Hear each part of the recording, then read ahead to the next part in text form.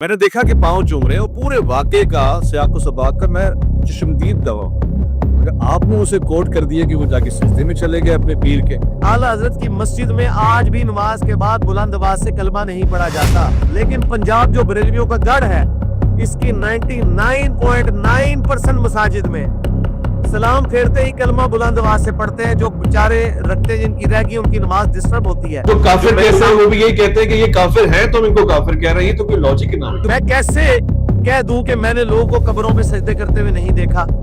میں کیسے کہہ دوں کہ میں نے لوگوں کو شیخ عبدالقادر جیلانی کے مزار سے لپٹ کے بالکل اس طریقے سے جس طرح کے لوگ غلاف کعبہ سے لپٹ کے اللہ کو مدد کے لیے پکارتے ہیں، میں نے دعوت اسلامی باپا جانی کی شورا کے ممبرز کو اسی طریقے سے عبدالقادر جیلانی کو پکارتے ہوئے نہیں دیکھا۔ میں کیسے کہہ دوں؟ میں نے دیکھا ہے۔ اگر ان کی انٹینشن اچھی ہوتی وہ مجھ سے آگے کہتے ہیں کہ جی آپ آرگنائزر ہیں، آپ اس کو پیسفلی کنڈکٹ کرتے ہوئے یہاں تک لے کر آئیں، ہم ان دونوں کی ملاقات کرواتے ہیں، خیر سے معاملہ ختم ہوتا ہے۔ انہوں نے میرے ساتھ جو رویہ رکھا وہ اتنا بھیانک تھا کہ میں کہہ رہا تھا جی میں یہاں آتا رہا ہوں، میں نے یہاں چھولے چنے کھائے ہیں، میں بیٹھا ہوں، بڑی محبتیں مجھے ملی ہیں۔ ہمارے نزدیک تو آپ بھی عالم دین ہیں، اور میں ابرار سے یہ کہہ رہا تھا کہ ویس بھائی کو ہم ڈاکٹر عامر لیاقت رحمہ اللہ پلس دیکھ رہے تھے۔ ابھی بھی آپ کے پائی کا اینکر اس وقت کسی ٹی وی چینل پہ مذہبی پروگرام والوں کو اویلیبل نہیں ہے۔ یہ امپریشن آپ کا بنا ہوا، لیکن آپ نے جو اس امپریشن پہ پانی ڈال دیا، جی صاحب اگر اوپر آ بھی جاتے تب بھی وہ بریلویوں کے ریپ نہیں تھے، وہ ایک انڈیویجول تھے۔ ہم کراچی کی لینگویج پہ کہتے ہیں کہ یہ بڑی ہی لکڑی کیوں لے رہے تھے۔ ادھر اچانک سے آپ سیاست میں چلے جاتے ہیں اور ابھی ہم آپ کے ساتھ لگے پڑے ہوتے ہیں کہ جی انجینئر محمد علی مرزا کو صحیح یا غلط ثابت کریں، ادھر ایک سیاسی بلا آپ اپنے سر پہ لے لیتے ہیں کہ جی عمران خان کے اگینسٹ میں یا فور میں ابھی بھی کچھ قصے کہانیاں چل رہی ہیں۔ لوگ کہتے ہیں جیل میں جا کے یہ کہانیاں سنا رہے ہیں اور یہ اداروں کی نمائندگی کر رہے ہیں۔ بیچارے اندر رہ کے ہیں، مجھے تو پتا ہے کہ وہ کہاں رہ کے آئے ہیں، انہیں نہیں پتا وہ کہاں رہ کے آئے ہیں۔ میں ایئرگل ویو کے ذریعے آپ کو ساری جگہ دکھا سکتا ہوں۔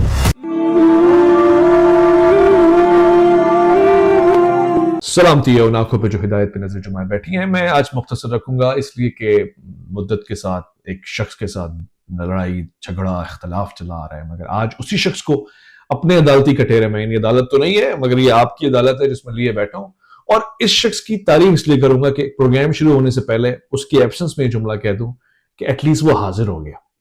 میں اس شخص سے اختلاف رکھتا ہوں کہ وہ مناظرے کے ٹائم پہ فرار ہو جاتا ہے، مگر گفتگو کے لیے حاضر ہو جانا یہ میرا اس کی تائید کے لیے کہنا ہوگا۔ آج میں بڑے سارے سوال پوچھ رہا ہوں ایسی شخصیت کی جس کے ساتھ ہمارا جسے سمجھ لیں کہ ہمارے واقعی محبوب ہے کہ لگا رہتا ہے سلسلہ، تنقید کرنی ہے تو منہ پہ کرنی ہے اور بزرگ کرنی ہے، اور اگر تعریف کرنی ہے تو بھی کرنی ہے اور ان کی ایبسنس میں کرنی ہے۔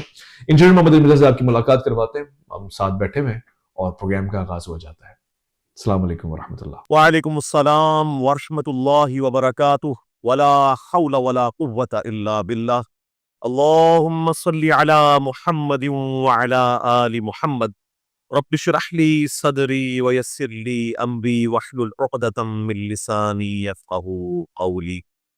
شکریہ ویس بھائی، ماشاء اللہ تعالیٰ آپ نے میری غیر موجودگی میں جس طرح حق کا ساتھ دیا اور سوشل میڈیا کے اوپر آواز بلند کی، باوجود اس کے کہ آپ کو بھی تھریٹس تھیں، اور دعاؤں میں بھی یاد رکھا، اس کا اجر آپ کو اللہ تعالیٰ ہی دیں گے انشاءاللہ تعالیٰ۔ ہماری دعائیں آپ کے ساتھ ہیں۔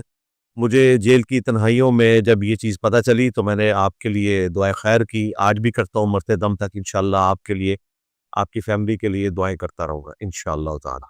اب آپ کا دعویٰ ہے کہ آپ اپنی تحقیق ریسرچ کے ذریعے امت کو جوڑ رہے ہیں۔ ظاہر ہے آپ نے کہا کہ آپ کسی کے پیچھے بھی نماز پڑھ لیتے ہیں اور قول نہیں فعل کے ساتھ یہ بات آپ نے ثابت بھی کی ہے۔ مگر سوال یہ ہے کہ جس قسم کے آپ کے بیانات ہوتے ہیں، جو انداز، جو رویہ، جو پنجابی ٹون آپ استعمال کرتے ہیں، بعض اوقات اچھی بھی لگتی ہے، لیکن اس کے بعد یہ سمجھ میں آتا ہے کہ یہ اس سے کم اتفاق تو نہیں پھیلے گا۔ آپ کسی کو ہٹ کریں گے، کسی کو ٹونٹ کریں گے، آپ کو لگتا ہے کہ اس رویے کے بعد یہ اختلاف بڑھ گیا ہے، لوگوں کو زیادہ دشمن بنا لیا ہے، لوگوں کو دور کر لیا ہے بجائے قریب کرنے کے؟ دیکھیں، اگر لوگ دور ہوئے ہوتے تو لوگ ہماری بات نہ سن رہے ہوتے۔ اس ماڈرن دور میں جب کہ ایک پڑھا لکھا نوجوان اپنے باپ کی بات بھی غصے سے سننے کا روادار نہیں ہے، تو انجینئر صاحب کا سٹائل اس کو کیوں پسند آ رہا ہے؟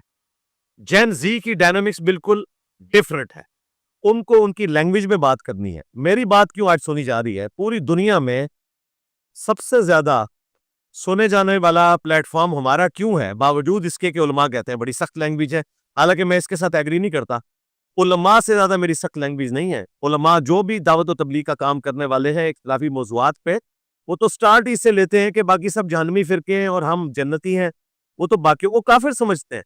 मुझसे ज़्यादा नरम बंदा इख्तिलाफी मौज़ूआत पे प्लेनेट अर्थ पे है ही नहीं है। मुझे आपने मौलाना तारिक जमील साहब के साथ कंपेयर नहीं करवाना, क्योंकि उनकी तो ये फील्ड ही नहीं है।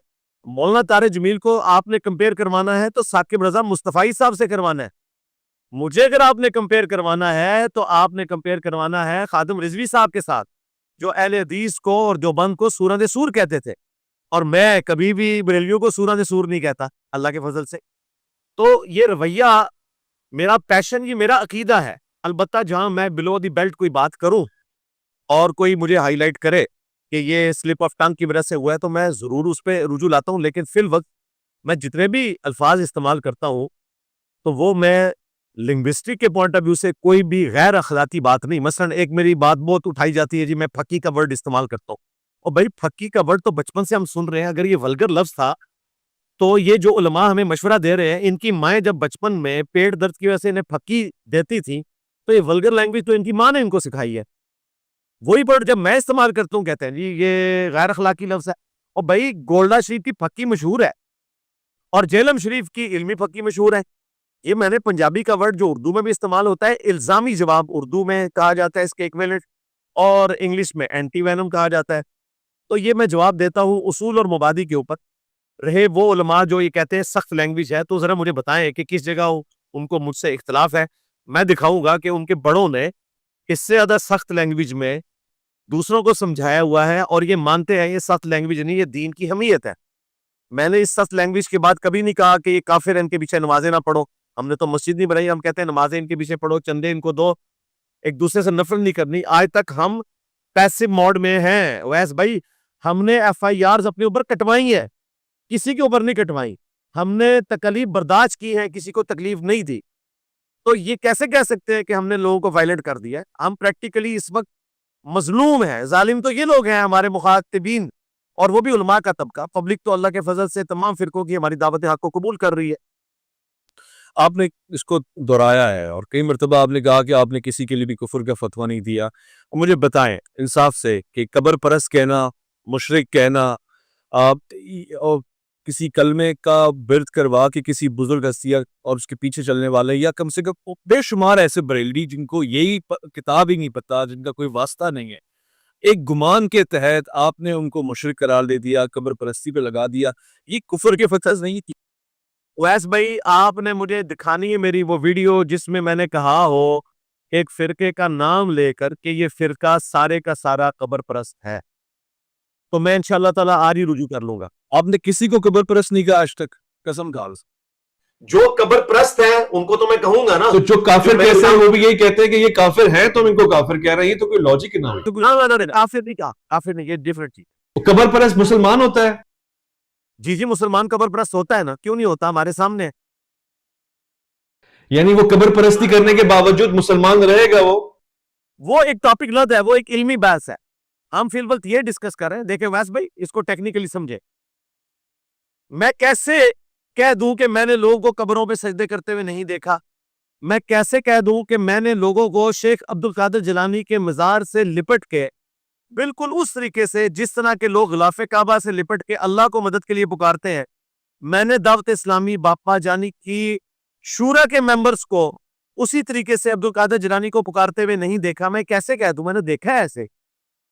तो मैंने गन पॉइंट पे तो उनसे ये नहीं करवाया, लेकिन इसकी बुनियाद पे मैं पूरे फिरके को अगर कह देता हूं ना, फिर आप मुझे मुजरिम कहें। मैं कैसे कह दूं कि मैंने लोगों को साहबे कराम को नंगी गालियां देते हुए नहीं सुना? तो मैं उसकी बुनियाद पे पूरे एक शिया के फिरके को अगर गलत कहूंगा, फिर आप कहेंगे मैं सिर्फ उन बंदों को कहूंगा। मैं अल्हम्दुलिल्लाह अल्लाह के फजल से अहमद बरेलवी साहब की अकाम शरीयत से मैंने पब्लिकली पहली दफा ये चीज आम की है कि अहमद बरेलवी साहब ने अकाम शरीयत में फरमाया है कि कब्र के आगे झुकना यहां तक कि आपके हाथ घुटनों तक पहुंच जाए, ये हराम है। और उन्होंने कहा कि कब्र को चूमने के बारे में इख्तलाफ है, बास कहते हैं जायज है, बास कहते हैं नाजायज, लेकिन अहवत यही है। वो कहते हैं एहतियात इसी में है, और मैं इसी का कायल हूं कि कब्र को चूमना भी नहीं चाहिए। تو اعلیٰ حضرت کی یہ پازیٹیو پکچر میں نے لوگوں کے سامنے پیش کی ہے نا. اگر مجھے دشمنی ہوتی تو سب سے پہلے میں اعلیٰ حضرت کے اوپر قبر پرستی کا الزام لگاتا کہ انہوں نے قبر پرستی سکھائی ہے. میں تو ہمیشہ بریلویوں کو حوالہ دیتا ہوں کہ اعلیٰ حضرت تو یہ تھے. تم کیا بن گئے؟ تم تو اعلیٰ حضرت سے ہٹ گئے. اعلیٰ حضرت کی مسجد میں آج بھی نماز کے بعد بلند آواز سے کلمہ نہیں پڑھا جاتا. باپا جانی جو ان کے روحانی بیٹے ہیں جن کے کروڑوں فالوور ہیں، ان کے مرکز مدینہ جو کراچی میں ہے فیضان اس مدینہ کے اندر بھی فرض نماز کے بعد بلند آواز سے کلمہ نہیں ہوتا. لیکن پنجاب جو بریلویوں کا گڑھ ہے اس کی 99.9% مساجد میں سلام پھیرتے ہی کلمہ بلند آواز سے پڑھتے ہیں. جو بیچارے رکھتے جن کی رہ گئی ان کی نماز ڈسٹرب ہوتی ہے تو میں انہیں اعلیٰ حضرت کی مثال دیتا ہوں، باپا جانی کی مثال دیتا ہوں. تو راستہ تو بریلویوں کے علماء اور ان کی عوام نے آمزہ بریلوی کا چھوڑ دیا ہے. میرا قصور کہاں پر ہے؟ ٹھیک ہے. اب دیکھیں نیوز صاحب، ایک ٹیکنیکل فالٹ ہے، ایک فالٹ لائن دیکھیں. آپ نے فرمایا کہ آپ قبر پرست جو ہوتے ہیں نا، جو قبر پرستی کرتے ہوئے انہیں دیکھیں گے تو آپ انہیں قبر پرست کہیں گے. ٹھیک ہو گیا. اب یہ تو قبر والی بات ہے، اس پہ تو ہم ایک بڑی گفتگو کر سکتے ہیں. قرآن کہتا ہے بسم اللہ الرحمن الرحیم یا ایھا الذین آمنوا اجتنبوا کثیرا من الظن ان بعض الظن اثم. ہم بعض کا گمان کر رہے ہیں، سامنے والا ویسا نہیں کر رہا. اب میں چشمدید گواہ ہوں ایک واقعے کا کم سے کم. اب ایک مفتی صاحب ہم ذکر نہیں کرتے، میرے سامنے وہ اپنے پیر کے پاؤں چومتے ہوئے، میں کیونکہ گواہ میں پیچھے لائن میں کھڑا ہوا تھا، میں نے دیکھا کہ پاؤں چوم رہے ہیں اور پورے واقعے کا سیاق و سباق کا میں چشمدید گواہ ہوں. مگر آپ نے اسے کوٹ کر دیا کہ وہ جا کے سجدے میں چلے گئے اپنے پیر کے. اس واقعے کی تو میں تردید کرتا ہوں کہ ایسا ہے ہی نہیں اور میں تو پورا چشمدید گواہ ہوں. تو پھر اس پہ آپ کو گناہ نہیں ملے گا جو آپ نے گمان پیدا کیا. میں آپ کے ساتھ ہوں. اگر میں نے ان مفتی صاحب کو یہ کہا کہ وہ اپنے پیر صاحب کی پرستش کر رہے ہیں تو میں اس پہ رجوع کروں گا. میں نے تو یہ کہا ہی نہیں ہے. میں نے سجدہ تعظیمی کا ذکر کیا. سجدہ تعظیمی اعلیٰ حضرت کے نزدیک بھی حرام ہے اور شریعت میں تو حرام ہے. اعلیٰ حضرت کا ذکر پہلے اس لیے کیا کہ اعلیٰ حضرت کے نام کے اوپر سجدہ تعظیمی پوری دنیا کے اندر ہو رہے ہیں. حالانکہ جامع ترمذی ابو داؤد میں حدیث ہے، نبی اسلام کو ایک صحابی نے سجدہ کیا. آپ نے فرمایا جب میں فوت ہو جاؤں گا اور تم میری قبر سے گزرو گے کیا میری قبر پہ سجدہ کرو گے؟ انہوں نے کہا نہیں یا رسول اللہ. تو آپ نے فرمایا کہ پھر مجھے کیوں سجدہ کر رہے ہو؟ اگر میں سجدہ جائز سمجھتا تو بیویوں سے کہتا کہ اپنے خامدوں کو سجدہ کریں اس حق کے سبب جو اللہ تعالیٰ نے دیا ہے. تو اگر سجدہ جائز بھی ہوتا اتنا جھکنا کہ آپ بالکل نیچے تک پہنچ جائیں تو یہ بھی بیویوں کے لیے تھا کہ خامدوں کے سامنے ہوتے. اب رہا مفتی صاحب کا معاملہ، تو کسی شخص کے سامنے حد رکوع سے زیادہ نیچے جھک جانا، یہ میں نے بتایا اعلیٰ حضرت کا فتویٰ ہے کہ حد رکوع جھکنا قبر کے آگے بھی جہاں واقعی اوریجنل بزرگ دفن ہوئے ہیں. قبر کی بات نہیں، زندہ بندے کی بات ہو رہی ہے. اگر ماں باپ کے پاؤں چوم رہے ہیں تو کیا وہ شرک ہو جائے گا؟ جی، ماں باپ کے پاؤں چومنا اور چیز ہے، ماں باپ کے پاؤں چومنے کے لیے حد رکوع جھکنا اور چیز ہے. اس کا طریقہ بھی میں نے مفتی صاحب کو بتا دیا تھا. انہوں نے مجھ سے سوال پوچھا تھا. اللہ کا شکر ہے کہ آج بڑے بڑے مفتی بھی ہم سے سوال پوچھتے ہیں کہ ہمیں انجینئر صاحب طریقہ بتائیں. تو میں نے ان کو بتایا تھا اس کا طریقہ یہ ہے کہ آپ کے والد یا والدہ چارپائی پہ بیٹھے ہوئے ہیں، آپ چارپائی کے پاس زمین پہ بیٹھ جائیں، فرط محبت سے اس لیول پہ ان کے پاؤں ہیں وہ لیں اور ان کو چومیں. لیکن اگر آپ کے والد صاحب زمین پہ بیٹھے ہوئے ہیں اور آپ یوں جا کے ان کے پاؤں چومیں گے تو یہ انہوں نے ہمیں قرآن و حدیث سے ثابت کرنا ہے کہ حد رکوع جھکنا کہاں پر جائز ہے. ہم نے تو اعلیٰ حضرت سے حوالہ دے دیا نا اور ابو داؤد ترمذی سے حوالہ دے دیا. انہوں نے بتانا ہے کہ کسی کے پاؤں چومنے کے لیے حد رکوع جھکنا. انہوں نے خود ازیوم کیا ہے. انہوں نے کہا کہ یہودیوں نے نبی اسلام کے پاؤں چومے.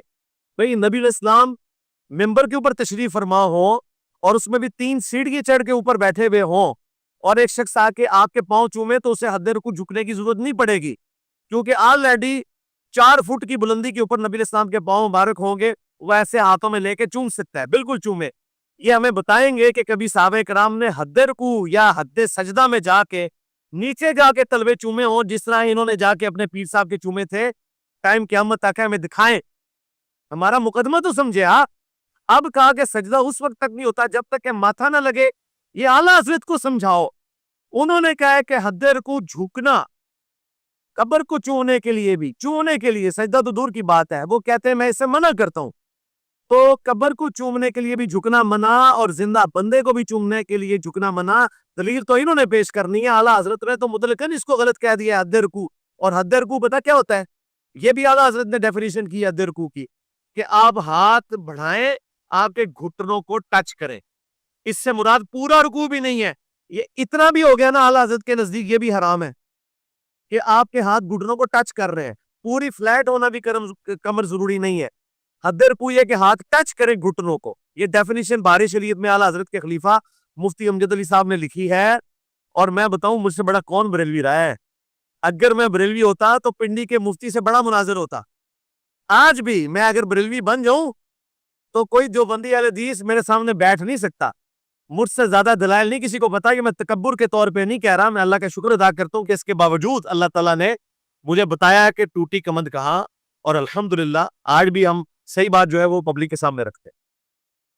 ہوں تسی من لیتا ہے کہ پنڈی دا مفتی جڑا ہے وہ بڑا مناظر ہے, کہ پھر تسی مناظرہ نہیں کیتا ہے؟ ہاں جی, تو وہ اپنے کسی بڑے سے لکھوائیں تو میں تیار بیٹھا ہوں. اس کو کوئی بڑا اون ہی نہیں کر رہا. ان کی تو حالت یہ ہے کہ پاکستان کی سوائے 3-4 مسجدوں کے علاوہ کوئی بریلوی ان کو گھسنے نہیں دیتے. اور جب انہوں نے یہ آپ کی کوششوں کے بعد یہ سب کچھ کیا تھا وہ نومبر کے مہینے میں, تو اسی وقت سب کے کلپ آگے تھے یہ ہمارا نمائندہ نہیں ہے. اس وقت ڈرائیونگ سیٹ پہ بریلویوں کی بیٹھے ہوئے ہیں مفتی منیب الرحمان صاحب, بلکہ وہ بھی اب نیچے آ گئے. پہلے نمبر پہ امیر اہل سنت باپا جانی میرے ایکس مرشد, جو علماء کو علماء بناتے ہیں. وہ جس کو عالم کہہ دیں وہ بریلوی ہے, اور جس کو وہ کہہ دیں بریلوی نہیں وہ بریلوی نہیں ہے. باپا جانی اس کو گود لیتے ہیں وہ بزرگ بنتا ہے. وہ خود عالم ہیں, وہ خود فقیہ ہیں, مجتہد ہیں آپ کے خیال سے؟ جی, جو اعلیٰ حضرت کی ڈیفینیشن ہے ان کے تحت میں باپا جانی کو عالم بھی مانتا ہوں, مرشد بھی مانتا ہوں, کیونکہ میں اس ڈیفینیشن کے ساتھ ایگری کرتا ہوں کہ جو ضروریات دین کے مسائل کتابوں سے نکال لے, اعلیٰ حضرت نے فتاوی رضویہ میں لکھا ہے وہ پیر بھی بن سکتا ہے, وہ عالم بھی ہے. بلکہ اعلیٰ حضرت نے فتاوی رضویہ میں لکھا کہ میں نے علماء سے زیادہ علم ان لوگوں کے پاس دیکھا ہے جو کتابیں پڑھنے کے شوقین ہیں, علماء کی صحبت اختیار کرتے ہیں, ان کا علم علماء دین سے زیادہ ہے. تو اعلیٰ حضرت کی جو ڈیفینیشن ہے اس کے تحت 100% باپا جانی عالم دین ہے. زبردست. اچھا, ایسے ہی لطفاً میرے ذہن میں واقعہ آ گیا تو میں نقل کر کے لطف تو میں پوچھوں گا نا, یہ میں ہمارے میر صاحب نے لا کے کھیر رکھی ہے, میں پہلے اس کا لطف لے لوں پھر آپ سے پوچھتا ہوں. وہ مولوی کیا تو کھیر اللہ بخش دے. جی جی جی, تو لطف تو میں پوچھوں گا کہ پاکستان میں 25 کروڑ بریلویوں میں سے 25 کروڑ عوام میں سے آلموسٹ کوئی 12-13 کروڑ تو بریلوی ہوں گے. 12-13 کروڑ بریلویوں کو ایک عالم دین بھی ایسا نہیں مل رہا جو ان کی خواہش پہ, میری خواہش تو نہیں, میں تو مناظروں کے خلاف ہوں آپ کو پتہ ہے, جو ان کی خواہش پہ اس قابل ہو کہ باپا جانی یا مفتی منیب صاحب ان کو اپنی طرف سے ریپ نامزد کر دیں. اس لیے کہ وہ چونکہ بزرگ ہیں وہ بات نہیں کر سکتے, ان کو کوئی چرب زبان بننا چاہیے. اگر لاکھوں علماء میں سے ایک کو بھی وہ اس قابل نہیں سمجھ رہے, اور جس کو قابل آپ نے سمجھا تھا اس کے جیلم پہنچنے سے پہلے ہی سامنے لانے برات کر دیا کہ یہ ہمارا نمائندہ نہیں, بلکہ وہ جلالی صاحب نے فرمایا وہ پنڈی کا, وہ آپ کو پتا ہے کیا فرمایا تھا. اور جلالی صاحب اور ہمارے باپا جانی ایک پیج پہ ہیں. باپا جانی اگر کسی کو عالم کے طور پہ لانچ کیے ہوئے ہیں تو وہ جلالی صاحب ہے. تو جلالی صاحب کے حق میں بھی باپا جانی نہیں لکھ کے دیں گے کہ ان کی جیت امیر اہل سنت کی جیت, ان کی ہار امیر اہل سنت کی ہار. مفتی منیب صاحب نے میرے جیل جانے کے بعد جلالی صاحب کو ری لانچ کیا سعد رضوی صاحب کے مقابلے پہ, کیونکہ انہیں پتا تھا ٹی ایل پی کی عوام کو یہ کٹی پتنگ بنانے کی بجائے نا ہم ان کو ایک لیڈر دے دیں.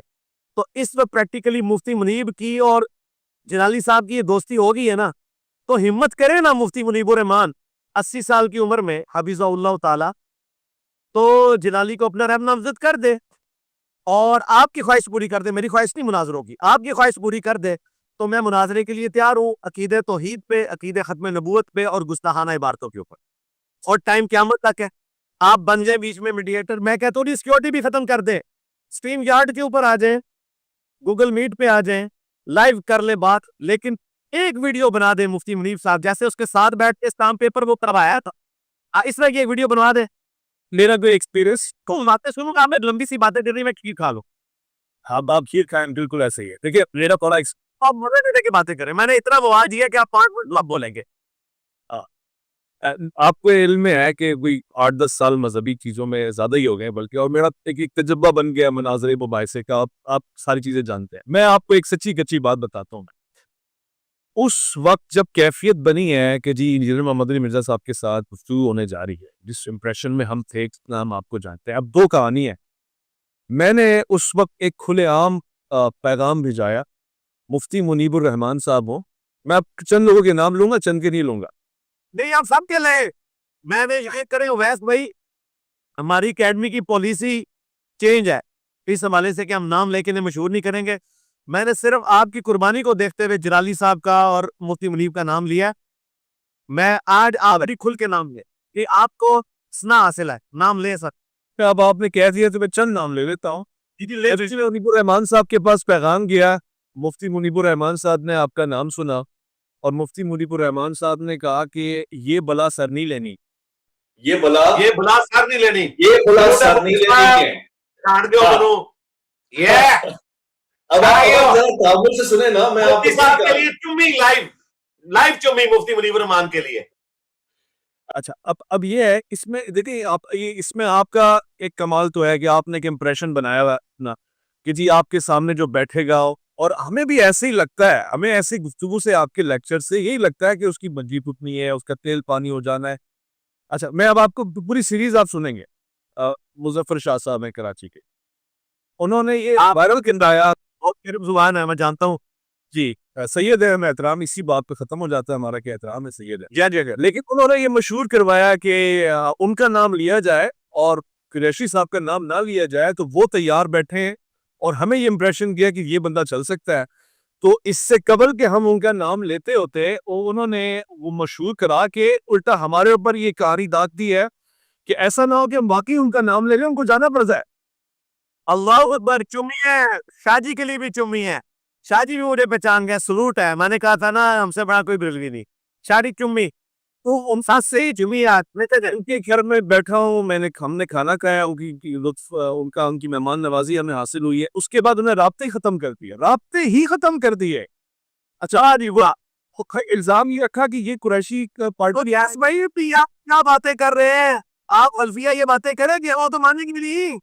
نہیں مانیں گے نا، لیکن میں تو آپ نیوٹرل کھڑا ہوں گا تاریخ میں، چاہے مجھے سپورٹ ملے نہ ملے. میں کیوں کہہ رہا ہوں بات اس لیے کہ میں نے آخر میں آپ کے اوپر لانی ہے کہ اتنا ہوا الزویس تیار ہے، وہ اتنی بھرم بازیاں ہوئی نہیں. لوگ ڈرے بیٹھے ہیں لاہور میں. ان کے اب نام نہیں لیتا، لیکن کوئی جن کی آپ نے بات کی ہے لاہور پر کبھی نام لے.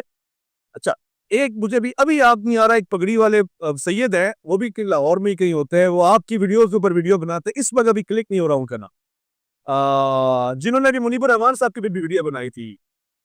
اور مفتی مسائل صاحب انہوں نے تو بغیر کال پہ بات ہوئی نا جی. تک کے تو میرے اوپر قاتلانہ حملہ کروائے گا بھائی.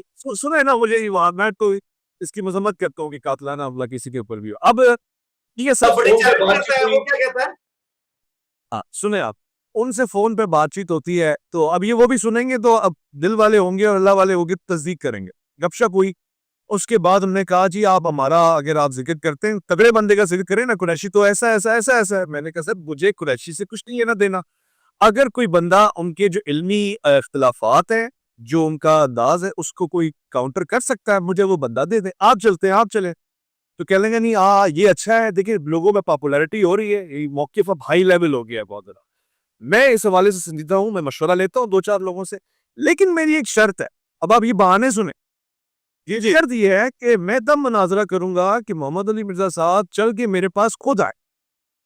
میں نے قرآن پڑھ لی، وہ پڑھ لی میں نے قرآن کے، ایسے بھی مجھے ویب ملے. یہ کون سی شرط ہے؟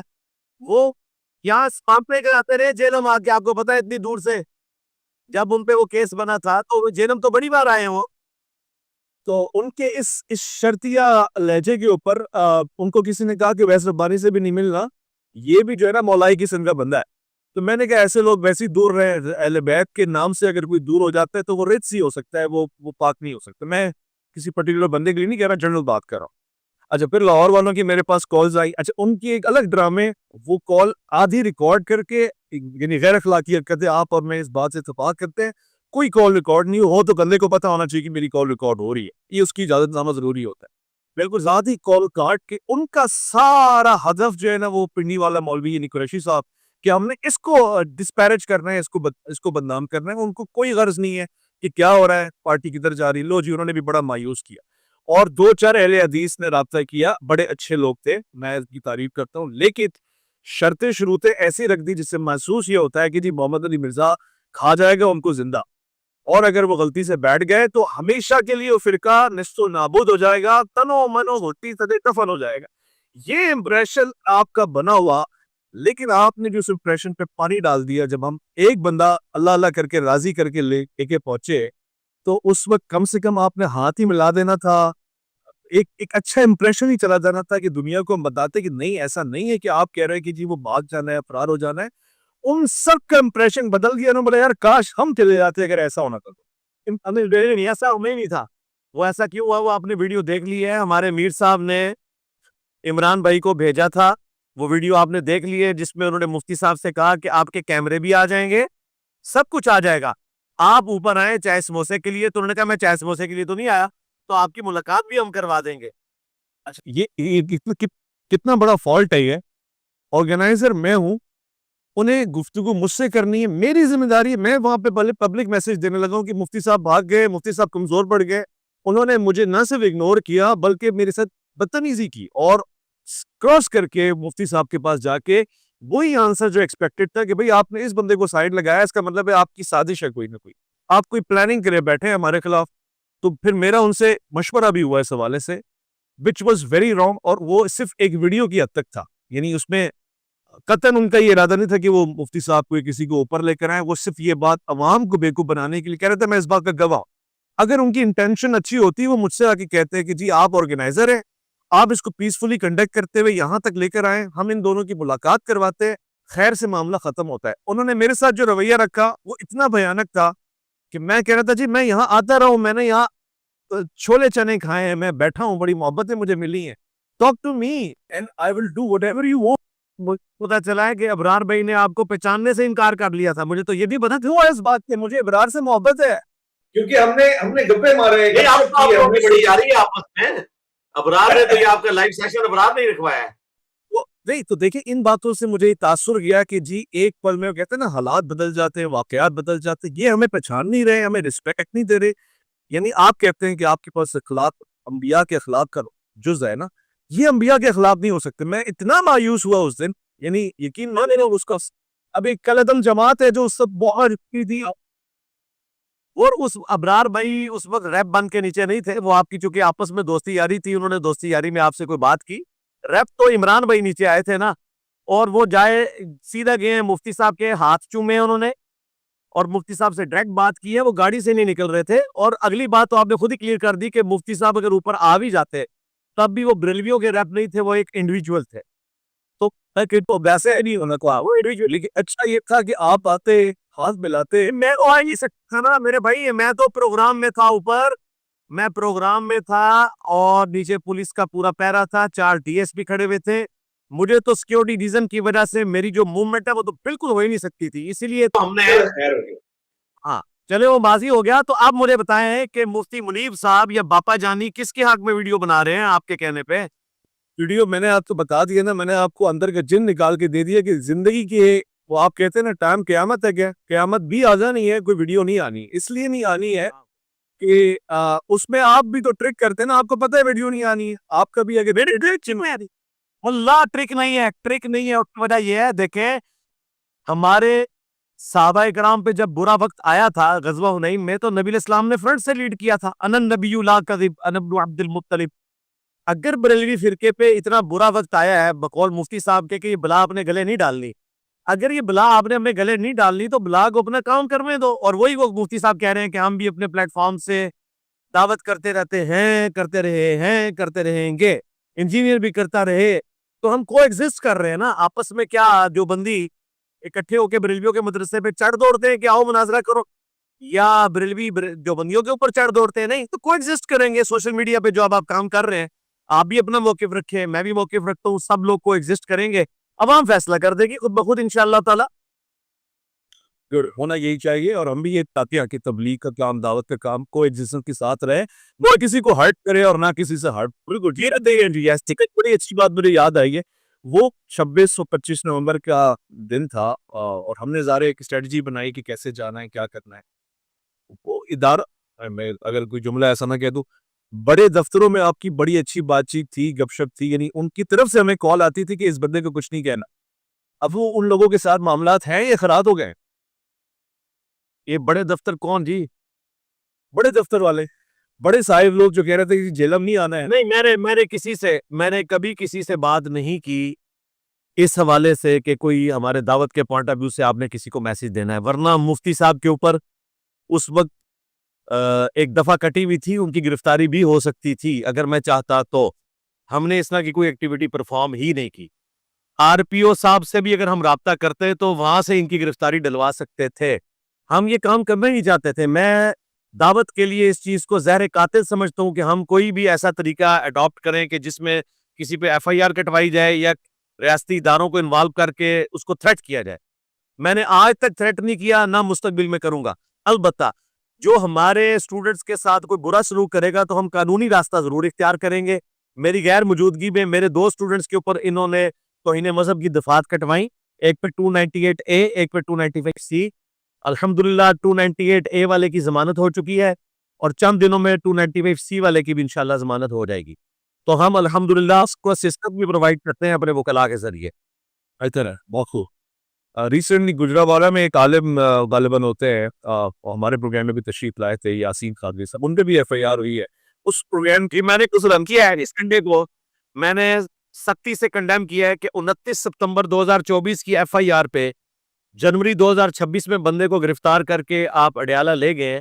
اختلاف رائے آپ کر سکتے ہیں, لیکن یہ کرنا کہ ایف آئی آرز کٹوانا اور گرفتاریاں ڈلوانا, اس سے تو پھر کوئی نہیں بچے گا. میں آپ کو بتاؤں, باپا جانی سر سے پہلے گرفتار ہوں گے اگر ہم نے قانونی راستہ اختیار کیا, کیونکہ باپا جانی نے ویڈیوز میں کہا ہوا ہے کہ اعلیٰ حضرت پہ ہماری آنکھیں بند ہیں, اعلیٰ حضرت کی احکام شریعت اور اسام الاربعین وہ پڑھنے کے لیے اپنے مریدوں کو ریکمینڈ کرتے ہیں, جس میں دیوبند اہل حدیث اور شیعہ کو مرتد واجب القتل لکھا ہوا ہے.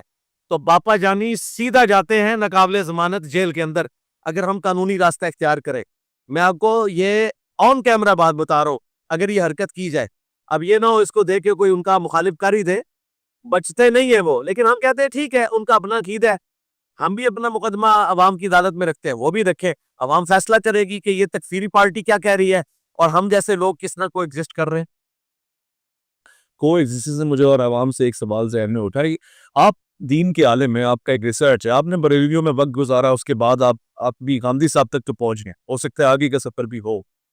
ادھر اچانک سے آپ سیاست میں چلے جاتے ہیں اور ابھی ہم آپ کے ساتھ لگے پڑے ہوتے ہیں کہ جی لیڈر محمد علی مرزا کو صحیح یا غلط ثابت کریں. ادھر ایک سیاسی بلا آپ اپنے سر پہ لے لیتے ہیں کہ جی عمران خان کے اگینسٹ میں یا فور میں. ابھی بھی کچھ قصے کہانیاں جو چل رہی ہیں, لوگ کہتے ہیں جیل میں جا کے یہ کہانیاں سنا رہے ہیں اور یہ اداروں کی نمائندگی کر رہے ہیں. اس میں بھی آپ اللہ نہ کرے کہ کوئی اداروں کی اس طرح کی نمائندگی کرے کہ 295C کٹوا بیٹھے, کہ اگر ادارے اس کو آزاد بھی کروا دیں تب بھی پوری زندگی کے لیے ونریبل ہو جائے پبلک کے اندر. تو یہ ان بیچاروں کی جذباتی بات ہے, آپ کو پتہ ہے کلٹ فالوئنگ ہے, وہ بیچارے اس وقت پسا ہوا ایک طبقہ ہے, تو ان کو جو بھی بات کسی بھی اینگل سے لگتی ہے نا, جس طرح میں اب ایک مثال دے رہا ہوں کہ نوجوانی کی عمر میں جو نوجوان لڑکے ہیں ان کو رات کے اندھیرے میں درخت کا تنا بھی دکھائی دینا تو وہ بھی لڑکی کی شکل میں ان کو نظر آ رہا ہوتا ہے, تو ان بیچاروں کا بھی یہی حال ہے. نہیں, ہم کراچی کی لینگویج میں کہتے ہیں کہ یہ پڑی لکڑی کیوں لے لیتے ہیں. آپ جب سیاست میں آپ کا انٹرسٹ کیوں بن جاتا ہے جب ریلیجن پہ آپ اتنا بڑا کام کر رہے ہیں؟ نہیں, کوئی سیاست میں نہیں. سیاست میں ہوتا تو ہم ان کی سیاست کے اوپر کوئی بات کر رہے ہوتے. سیاست میں تو ہے ہی نہیں تھا, ہم نے تو اپنی پلیٹ فارم سے ہی بات کی بھی نہیں. وہ تو ارشاد بھٹی صاحب نے ایک بات پوچھی تھی تو میں نے وہ بتا دی, حالانکہ میں نے ان سے ریکویسٹ کی تھی کہ آپ اس ٹاپک کو نہ چھیڑیے گا. لیکن آپ کو پتا ہے جب پوڈ کاسٹر آتے ہیں تو ہم نے کبھی کسی کو گن پوائنٹ پہ مجبور نہیں کیا. آپ آئے ہیں, اتنی پوڈ کاسٹ ریکارڈ کی ہیں, کبھی ہم نے مجبور کیا کہ یہ پوچھنا ہے اور یہ نہیں پوچھنا. تو ہم مجبور ہوتے ہیں. لوگ سمجھتے ہیں کہ ہم بھٹی صاحب سے زبردستی کیمرہ چھین لیتے, پوڈ کاسٹ رکوا دیتے اور ان کو وہاں سے نکال دیتے. ایسا ہو نہیں سکتا تھا. میں نے ہاتھ جوڑے تھے پبلک کے سامنے, جو وہاں ہماری ٹیم ممبرز بیٹھے تھے, کہ بھٹی صاحب اپنے محکمہ صاحب کا ذکر نہ کرنا, ادروائز اگر میں کوئی چیز بولا تو ہر کوئی اس کو اپنا رنگ دے گا. لیکن انہوں نے مجبوراً اس کو بیچ میں ڈالا, تو میں مجبور تھا کہ میں اس کے اوپر بات کرتا ہوں. الحمدللہ جو میں نے بات کی, ہماری آنٹی علیمہ نے اس کی تصدیق کر دی ہے, اور 5 باتیں جو میں نے شاہ زیب صاحب کے پروگرام میں کی فرسٹریشن والی, اس کی تصدیق ہمارے جو ہے محمود اچک زئی صاحب نے, محمود خان اچک زئی صاحب نے کر دی. میری کوئی بات بھی ایسی نہیں ہے جس کی تصدیق خود ان کے اپنے گھر والوں نے نہ کر دی ہو. دیکھیں, میں یہ اس لیے کہہ رہا ہوں کہ چونکہ آپ کے چاہنے والے لسنر سارے اس سے آپ کی کریڈیبلٹی ڈاؤٹ پہ پڑتی ہے کہ جو لوگ ریلیجن سیکھ رہے ہوتے ہیں ان کو اچانک سے سیاست میں کوئی تضاد نظر آتا ہے. جیسے ابھی اس بیان کے بعد مجھے ایک بڑے مفتی صاحب نے کال کی اور بولا کہ بھائی جس جیل میں یہ ہے 500 میٹر کا فاصلہ ہے, میں اسی جیل سے ہو کر آیا ہوں, جس چکی کی یہ بات کر رہے ہیں کوئی دیوار نہیں ملتی, کچھ نہیں ملتا, یہ سراسر جھوٹ ہے, دین کی کسی باہر نقصان ہے. نعوذ باللہ. پہلی بات تو یہ ہے کہ جیل کے اندر بیٹھے ہوئے لوگ آپ کے ساتھ جو تھے ریسنٹلی ان کی واقعات بتا رہا ہوں میں آپ کو. کہہ رہے ہیں وہ جو اندر رہ کے ہیں نا ٹی ایل پی والے, ان کی بیرک بہت دور ہے وہاں سے. مجھے پتا ہے جو 250-300 لوگ اندر رہے ہیں ٹی ایل پی والے, ان کی بیرک وہاں سے بہت دور ہے. سزائے موت کی جو چکیاں ہیں اور توہین مذہب کی چکیاں وہ عام جگہ سے بالکل ہٹ کے ہوتی ہیں, کیونکہ خطرہ ہوتا ہے کہ کوئی بندہ, کوئی وہاں پہ عام پھرنے والا قیدی بھی وہاں پہ گھس کے کسی کے ساتھ کوئی ایسی ایکٹیویٹی پرفارم نہ کرے. وہ بالکل الگ سے ہوتی ہے. تو جو بیچارے اندر رہ کے ہیں, مجھے تو پتا ہے کہ وہ کہاں رہ کے آئے ہیں, انہیں نہیں پتا وہ کہاں رہ کے آئے ہیں. میں ایریل ویو کے ذریعے آپ کو ساری جگہ دکھا سکتا ہوں. تو بالکل غلط بیانی کر رہے ہیں, ان بیچاروں کو بالکل نہیں پتا. میں نے جو کچھ سنا میں نے بیان کر دیا, اور اس کا مقصد کسی کو نعوذ باللہ من ذالک ڈی فیم کرنا نہیں تھا, نہ کو بدنام کرنا تھا.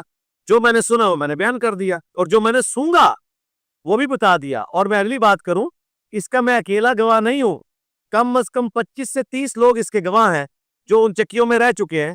اور انشاءاللہ تعالیٰ توہین مذہب کے کیسز میں جب وہ باہر نکلیں گے تو میں ایک ایک کر کے آپ کی خواہش کے اوپر پروڈیوس بھی کر لوں گا. یہ جو میں اکیلا گواہ دی ہوں سب کو پتا ہے, اور ان کو بھی پتا ہے.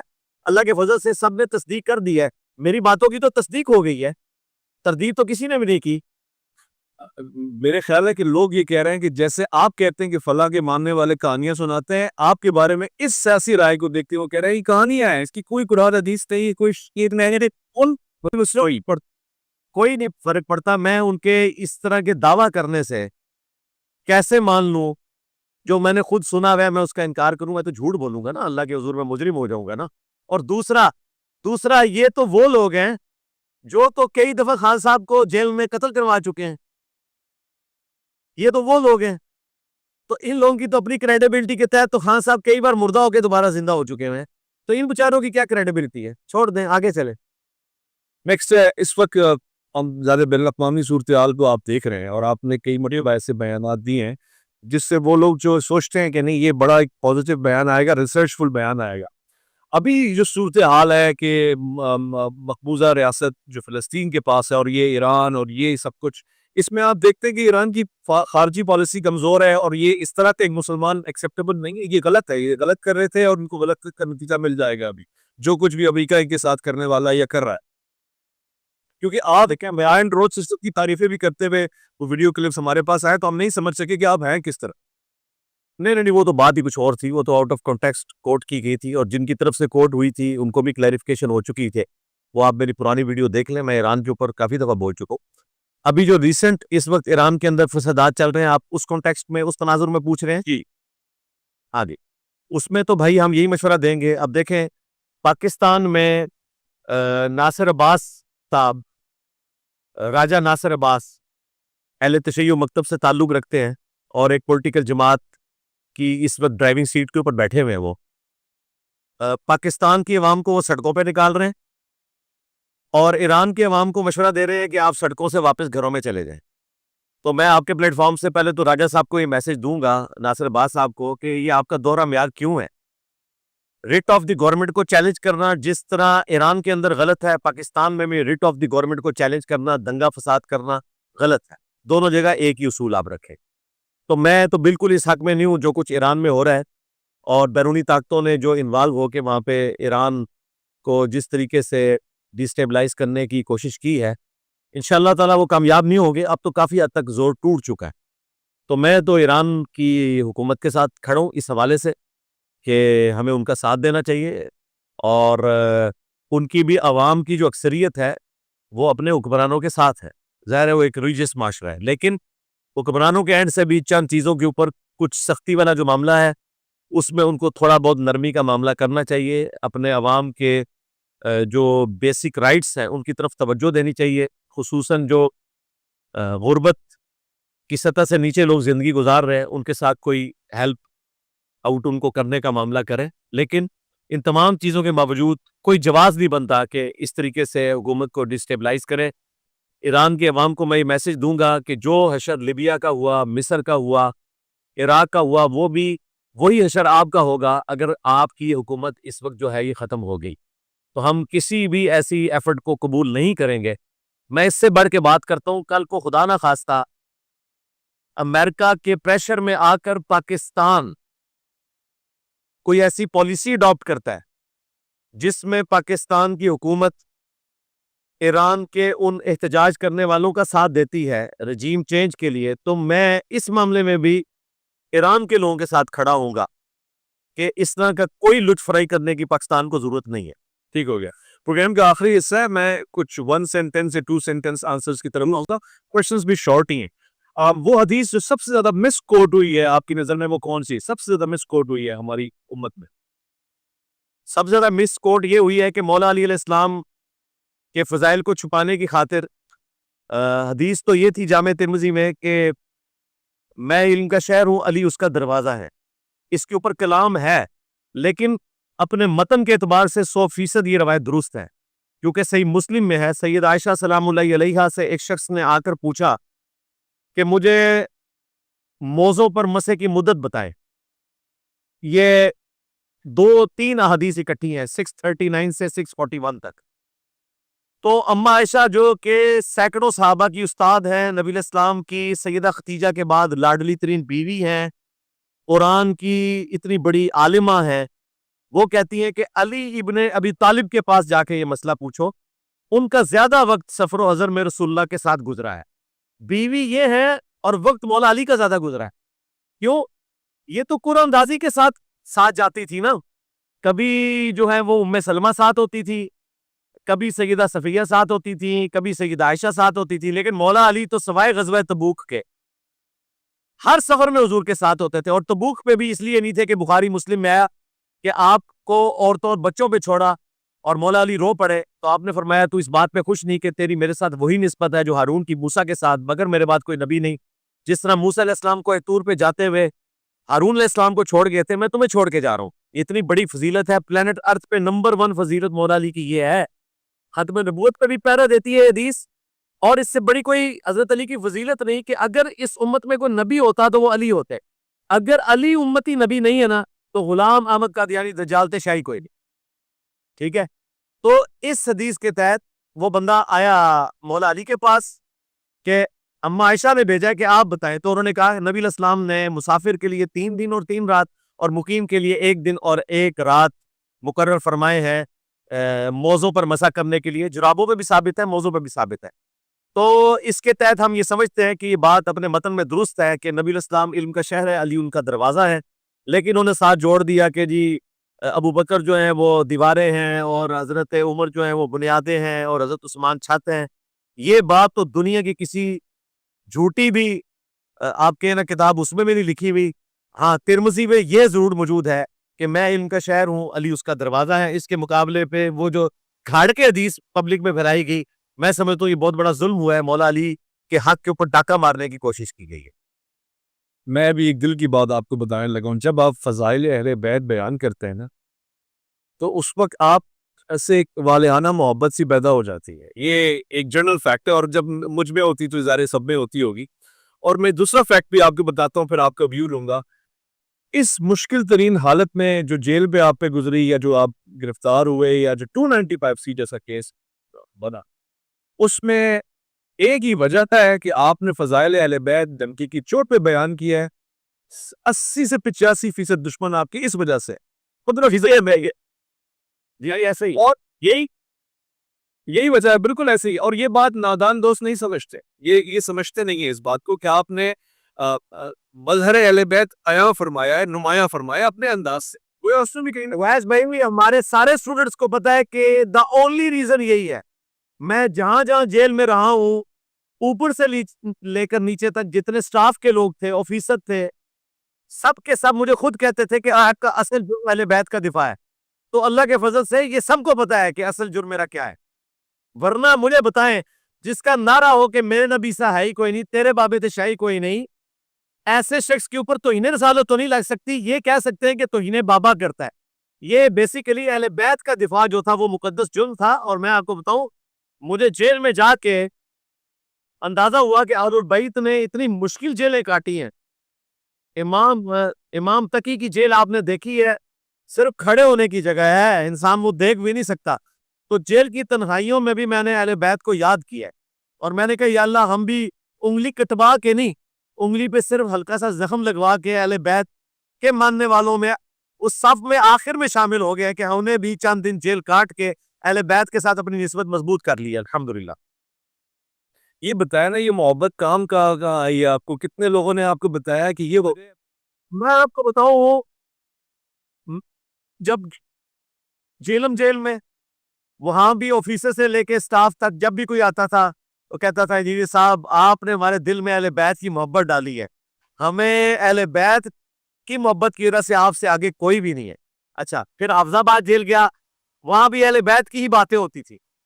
پھر جب میں گیا اڈیالہ میں, وہاں تو یقین کریں کہ اہل بیت کا اتنا ذکر خیر ہوا, آفیسر سے لے کے سٹاف تک جو لوگ کبھی ڈیوٹی پہ ہوتے تھے تو وہ جنگلوں کے پرلی طرف بیٹھ کے یا کھڑے ہو کر مجھ سے ڈسکشن کرتے تھے, اور وہاں پہ جنگ جبل صفین ارمان بھی ڈسکس ہوتی تھی, مولا علی بھی ڈسکس ہوتے تھے, کربلا بھی ڈسکس ہوتی تھی. سب سے زیادہ اگر کوئی ذکر ہوا ہے نا, یعنی میں کہوں کہ میری گفتگو کا 90% جو ہے نا وہ اہل بیت تھے, اور باقی کا 10% جو ہے وہ عقیدہ توحید یا جو بابوں نے فتنہ کھڑا کیا اس کے اوپر 90% ڈسکشن اہل البیت پہ ہوتی تھی. اور میں اتنا خوش ہوتا تھا کہ یا اللہ جو ہم نے ایک شمع روشن کی تھی اس کی روشنی ہر جگہ پہنچ چکی ہے.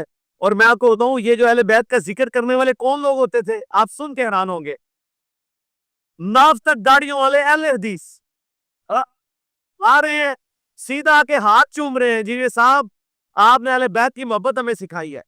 جو بندی کٹر سپاہ صحابہ لشکر جنگلی والے اپنا تعارف کروا رہے ہیں, جی کٹر جو بندی ہیں لیکن اہل بیت میں آپ کے ساتھ کھڑے ہیں, ہم جو بندیوں کے ساتھ نہیں کھڑے. یار اگر کوئی بریلوی یا شیعہ کے مجھے کہے نا تو میرے لیے آکورڈ نہ ہوتا.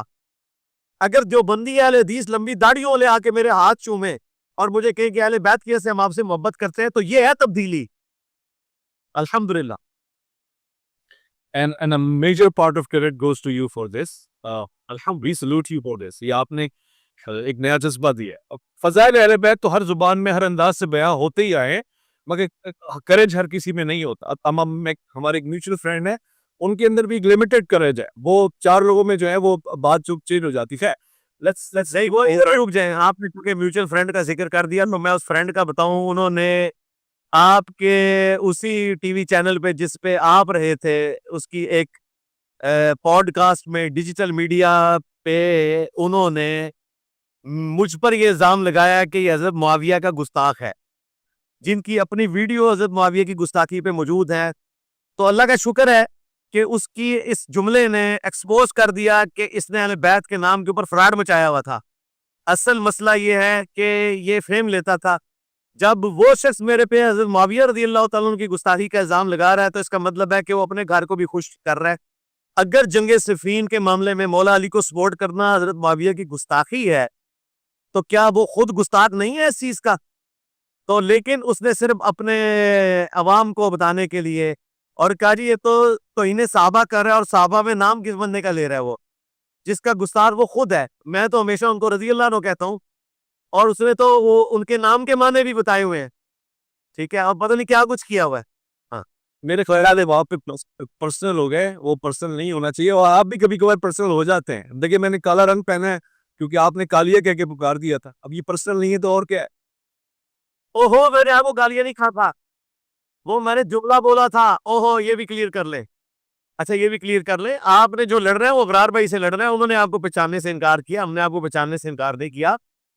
اور وہ ایک ڈائلاگ بولا تھا, وہ اس کا یہ مطلب نہیں کہ جس کو بولا جا رہا ہے تو اس کا کوئی کلر کالا ہے, آپ کا کلر بھی فیئر ہی ہے, کالا تو نہیں, کالے تو آپ نے دیکھے نہیں ہوئے, تو میں وہ کلر کی وجہ سے نعوذ باللہ یہ بات نہیں کی ہے. بلکہ میں تو آپ میرے ساتھیوں سے بھی پوچھ سکتے ہیں, میرے ٹیم ممبرز گواہ ہیں, ہمارے عثمان بھائی خصوصاً, ان سے میں نے اس ٹاپک پہ کافی دفعہ ڈسکشن کی ہے کہ میں جب کبھی بھی اپنے کسی دشمن کا بھی نام یا اپنے دوست کا بھی لوں اور وہ سانولے کلر کا ہو تو میں اس سے کہتا ہوں وہ جو ہمارے بھائی ہیں بلالی کلر والے, میں حضرت بلال کی نسبت ہے, تو میں کسی کو رنگ کی وجہ سے نہیں کہتا.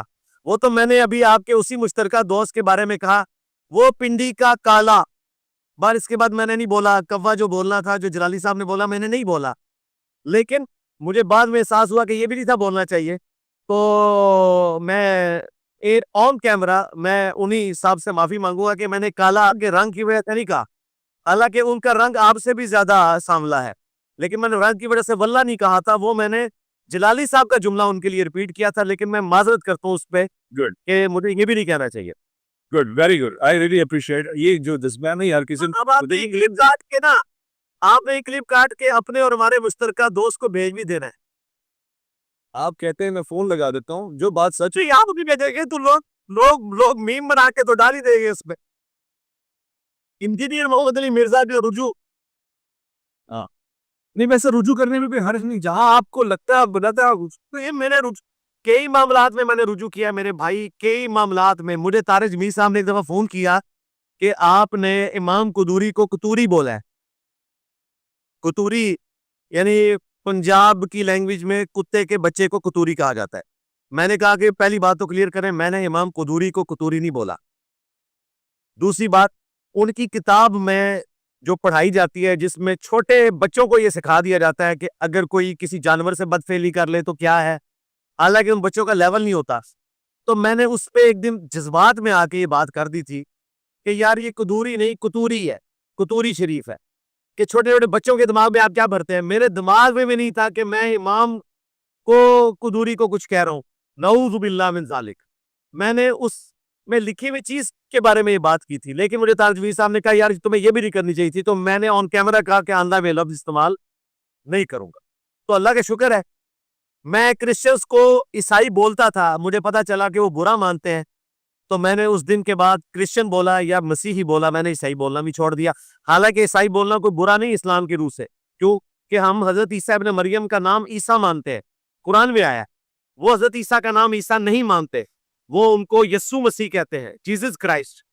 لیکن میں عیسیٰ کے لفظ سے تو پیچھے نہیں ہٹ سکتا, عیسائی ورڈ سے پیچھے ہٹ سکتا تھا, میں ہٹ گیا. میں کرسچن بولتا ہوں.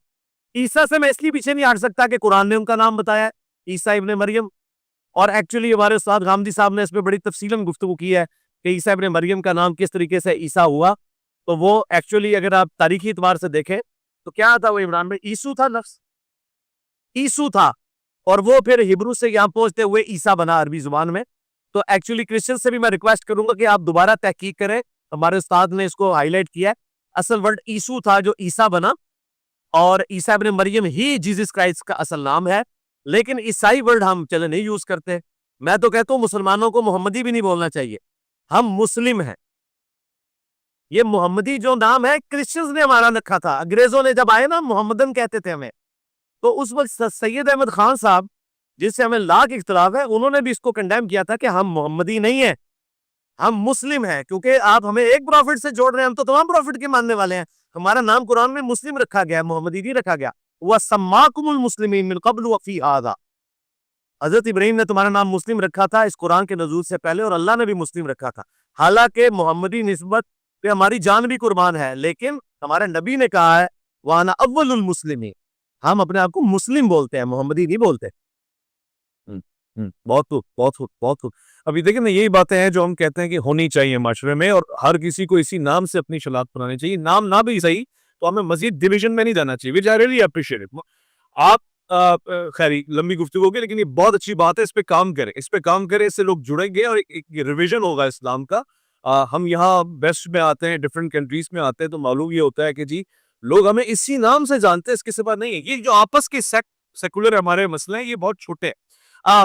بعد میں ایک بات آپ کی آئی کہ جو آپ کا موقف تھا, ہم نے یہاں کرسچنز کے ساتھ, جیوز کے ساتھ ڈسکس کیا, اور اس سے کوئی ذرا برابر بھی فرق نہیں تھا, یعنی وہی موقف تھا جس کے حوالے سے انہوں نے آپ کو یہ دیدی ظاہر ہے وہ سب کو پتا ہے. وہ ہم نے 20 ریفرنسز کرسچنز کی بکس کے رکھے تھے اور 15 مسلمانوں کی.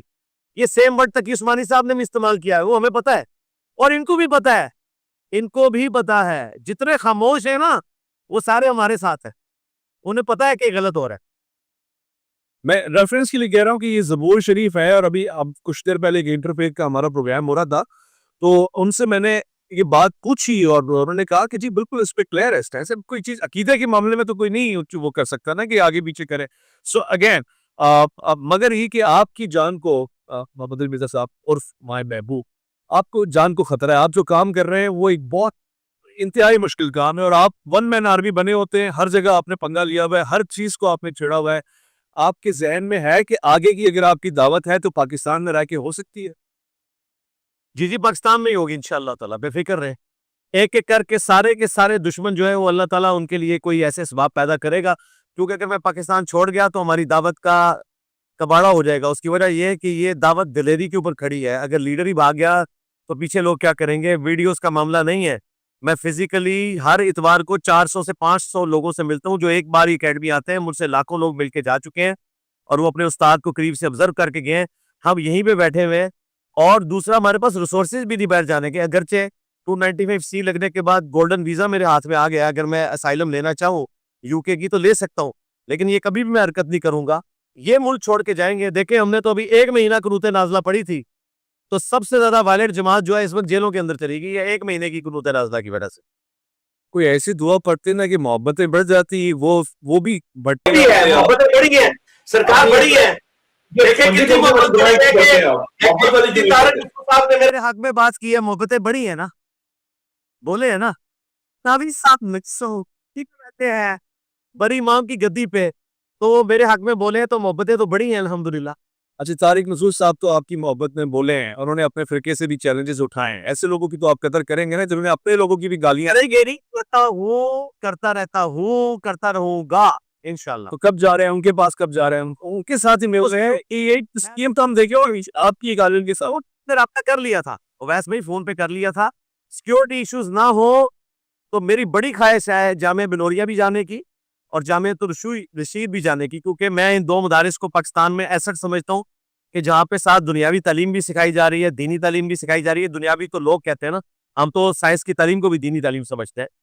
اور میں سمجھتا ہوں کہ یہ جو مدارس ہے، چند ایک جو مدارس اس طریقے سے منہاج القرآن ہے ڈاکٹر طاہر القادری صاحب کا، یہ وہ مدارس ہیں جو ہماری نیشن کے لیے بہت بڑا ایسٹ ہے کہ یہ دہشت گرد پروڈیوس نہیں کر رہے، یہ پڑھے لکھے مسلمان پروڈیوس کر رہے ہیں. کبھی آپ کا دل ایسے کیا ہے کہ کسی نہ کسی بہانے زیارت کے لیے ہی شرف حاصل کرنے کے لیے ان مقامات پہ چلے، جیسے نجف اشرف ہو گیا یا کربلا ہو؟ میرا دور دل کرتا ہے، بہت دل کرتا ہے. مجھے تو عراق سے بھی گورنمنٹ لیول پہ آفر آئی تھی آج سے 4-5 سال پہلے. ایران کی گورنمنٹ کی طرف سے تو اس ربیع الاول میں دعوت نامہ آیا تھا ان کی ایمبیسی کی طرف سے، تو میں نے معذرت کر لی تھی سیکیورٹی ایشوز کی وجہ سے. تو دل تو کرتا ہے، دعا کریں کہ اللہ تعالیٰ حالات و واقعات فیوربل کرے تو انشاءاللہ تعالیٰ ضرور سارے زیارتوں پہ جاؤں گا انشاءاللہ. ون ورڈ آنسر آپ نے دینا ہے، یہ جو جملے میں کہہ رہے ہیں اس کے اوپر. دین کے لیے سب سے بہترین الفاظ کیا ہو سکتا ہے؟ کس پوائنٹ آف ویو سے دین کے، یعنی اس کو سمجھ جب میں دین کا لفظ دین کا مطلب ہے کہ وے آف لائف، چاہے وہ اجتماعی زندگی ہو، چاہے انڈیویجول کی زندگی ہو، چاہے فیملی کی زندگی ہو. جی، اختلاف خوبصورتی ہے اس کائنات کی. اللہ تعالیٰ نے کافروں کو بھی رہنے کے لیے رزق دیا ہے، مسلمانوں کو بھی دیا ہے. آخرت میں اللہ تعالیٰ فیصلہ کرے گا. انبیاء کرام کے بھی مخالفین ہوتے ہیں، ان کے ماننے والوں کے بھی ہوتے ہیں. تو یہ خوبصورتی ہے اس کائنات کی. ٹھیک ہو گیا. اور فرقے سب سے بڑی لعنت ہے، اور امت نے جس بدعت کو ہضم کر لیا ہے بغیر سمجھے ہوئے، اور انہیں اندازہ نہیں ہے کہ اس امت کی نمبر 1 بدعت جو ہے وہ فرقے بنانا ہے. ٹھیک ہو گیا. موسیقی جو ہے، یعنی آپ مجھ سے اگر پوچھیں تو میں اس پہ چلے تھوڑا بلنٹ ہو کے بول لیتا ہوں کہ اللہ تعالیٰ کی جو الہامی کتابیں ہیں اور اس کے پیغمبروں کی تعلیمات کے بعد سب سے زیادہ سحر انگیز اگر کوئی چیز ہے تو وہ موسیقی ہے. حلال اور راگ کے لازم ہے. مولوی نے پکڑ لینا آپ کے سحر کا لفظ کہ بھائی میں نے اس لیے بول دیا نا، میں نے اس لیے بول دیا نا، وہ سحر تو کہتے ہیں صبح کے وقت کو سحر، تو میں نے بول دیا حلال اور رام کی میں بات نہیں کر رہا، اثرات کی بات کر رہا ہوں. جس میں ترب کو مانتا ہوں، اس کا یہ مطلب نہیں کہ میں اس کے غوث وقت ہونے پہ راضی ہوں. رامدی صاحب کا اثر آ رہا ہے کچھ نہ کچھ نا. اتنی میں نے کہا حلال و حرام کی میں بات ہی نہیں کر رہا. میں آپ کو بتا رہا ہوں الہامی تعلیمات کے بعد اگر اس کائنات میں سب سے زیادہ پر اثر چیز ہے تو وہ موسیقی ہے. میں جن پروفیسر صاحب کے ساتھ چکی میں رہا ہوں نا، وہ لٹریچر کے پروفیسر تھے اور انہوں نے یورپ کا بھی سارا لٹریچر پڑھا ہوا تھا انگریزی والا. تو میں نے کافی ساری چیزیں جو ان سے سیکھی ہیں نا، कुछ चीजें तो मुझे समझ थी, लेकिन मैंने काफी सारी जो सीखी चीजें, उनमें ये चीज भी सीख ली थी। मैं पहले ही इस रिजल्ट पे पहुंच चुका था, लेकिन अब मैंने आपके उसमें कैमरे में कह दिया। लेकिन मैं ये हलाल और हराम की बात नहीं कर रहा, ये ज़हन में रखिएगा। हलाल और हराम की बात अगर करते तो उसमें क्या पोजीशन होती? सरकार, आपने वन लाइनर पूछा है, वो इतनी बड़ी डॉक्ट्रिन है, इसलिए वो छोड़ दे, आगे चले। तारीख का सबसे अंडररेटेड सहाबी कौन है जिस पे बात ही नहीं हुई? अंडररेटेड बात ही नहीं हुई, होना चाहिए था, हक था कि उसका जिक्र होता, गुफ्तगू होती। साफी, सहाबी रसूल। अच्छा, साहबी रसूल जिनके ऊपर बात होनी चाहिए थी सबसे ज्यादा, और उनकी उस लेवल पे बात नहीं हुई, मैं समझता हूं कि सैयदना अम्मार इब्न यासिर है। जितना उनका हद काट था, यानी मुझे बताएं, मेरे माँ बाप को एक दिन मेरी नजरों के सामने इतनी बेदर्दी से कत्ल किया जाए, मैं तो क्यामत वाले दिन भी इस मंजर को नहीं भुला सकता। ये तकलीफ किसी साहबी ने नहीं काटी जो अम्मार इब्न यासिर ने इस तरह की तकलीफ के एक दिन उनकी नजरों के सामने।